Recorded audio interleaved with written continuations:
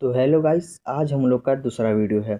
इस वीडियो में हम अपने ही रुद्र के आगे का कहानी स्टार्ट करेंगे।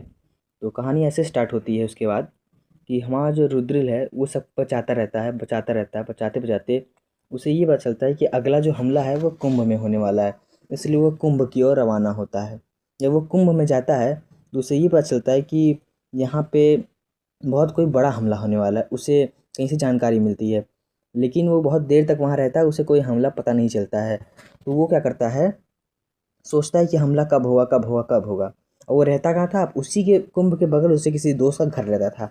तो वहाँ पे रहने गया था और अपने घर वालों से कह दिया था कि मैं अपने दोस्त के यहाँ कुछ दिनों के लिए जा रहा हूँ। वही कुंभ में रहता था। अब क्या हुआ, एक दिन उसे एक साधु मिलते हैं और साधु रहते हैं, उसे कहते हैं बेटा मेरे साथ चलो। तो वो सोचता है कि भाई ये कौन आदमी है जो मुझसे कह रहा है कि मेरे साथ चलो, ना मुझे कुछ जानता है ना कुछ भी। तब से उसने बोला कि गुरुजी मैं किसी उद्देश्य से यहाँ पे खड़ा हूँ। तो उन्होंने कहा कि जो तुम उद्देश्य से आए हो वो मैंने पूरा कर दिया है। जो खतरा था वो तुम नहीं रोक सकते थे, उसको मैंने रोक लिया है, क्योंकि तुम्हारे बस का खतरा था ही नहीं। अब क्या होता है, 21 अघोरी, जितने भी अघोरी थे वो 21 रहते हैं, और वही 21 अघोरी जो हैं उसको इशारा करते हैं मेरे साथ चलो, और चलते हैं। तो बिना कुछ सोच समझे अपने दोस्त को अपना फ़ोन, अपना सारा तरीका, अपना सारा बोला कि मेरे घर वालों को इन्फॉर्मेशन देना, मतलब बहाना मारते रहना कि हाँ अभी यहीं पे है, और उनके साथ वो चला जाता है। अब क्या होता है, जब वो रुद्र उनके साथ जाता है तो उन लोग जाते हैं हिमालय पे।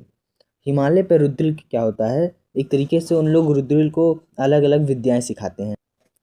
रुद्र को वहाँ पे 2 साल लग जाते हैं अपनी शरीर को मजबूत करने में, अपनी आंतरिक विद्या को हासिल करने में। उसका सबसे मेन शक्ति हो गई थी उसकी आंतरिक शक्ति। उसकी आंतरिक शक्ति मानो इतनी ज़्यादा शक्तिशाली थी कि वो अपने सिर्फ एक चुटकी से पहाड़ को भी तोड़ सकता था। लेकिन अभी वो अपनी शक्ति के बारे में इतना जानता नहीं था। अभी वो अपने शरीर को मजबूत कर रहा था। अभी वो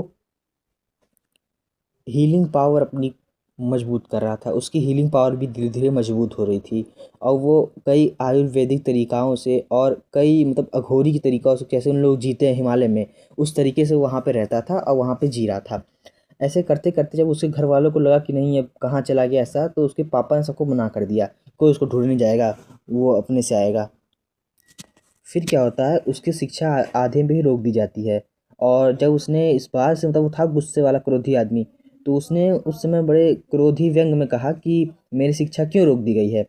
तो उससे उन साधु ने ये कहा साधु ने कि तुम्हारी आगे की शिक्षा जो है तुम्हारा भगवान स्वयं लेंगे, और प्रभु स्वयं तुम्हारी शिक्षा लेंगे, और तुम्हारे शिक्षा के साथ